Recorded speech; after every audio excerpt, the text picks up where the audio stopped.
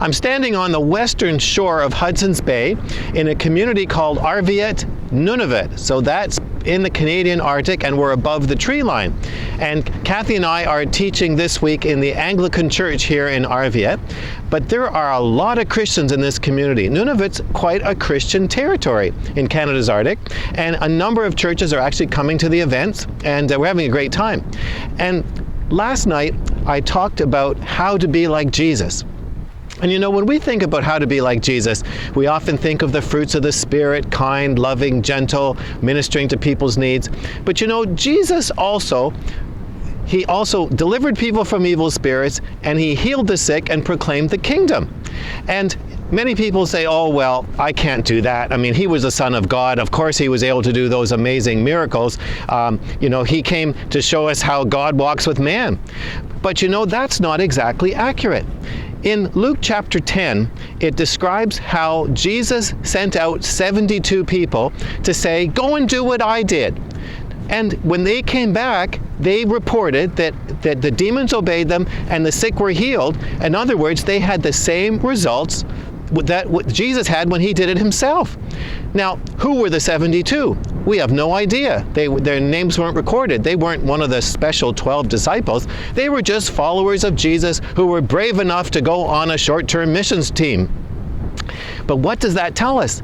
That tells us that any follower of Jesus can do what Jesus did, including his miracles. And that even happened before the outpouring of the Holy Spirit in Acts chapter 2. So now we, on this side of Acts chapter 2, we have the Holy Spirit in us, and then Jesus told us in John 14 that we are to do what he did, and we would do even greater things. Well, that's an incredible mandate, but because we have the power of the Holy Spirit and Jesus walking with us until the ends of the age, we can actually do everything that Jesus did. So instead of saying Jesus did those things because he was showing us how God walks with man, Jesus really was showing us how an anointed man walks with God, so that we can be men walking with God just like he did because of the cross and the reconciliation with God. So that I want to encourage you today that you have, as a believer, you have the Holy Spirit in you. You can do what Jesus did because he told us that we would, and that we have the power of the Holy Spirit. So I want to encourage you to pray for people. This past Saturday, Kathy and I were doing a marriage event, and a man walked past our book table at the marriage event where we were speaking. He said, oh, by the way, a couple of months ago, I was visiting your church. You prayed for my ankle that had been chronically in pain for years, and it was healed. I just thought I'd mention it, and he continued on his journey. Well, people get healed because Kathy and I say, we'll pray for anybody. If Jesus said we could do greater things, we're going to keep trying. So I want to encourage you, have the faith to pray for things, expect miracles because Jesus said we could do it.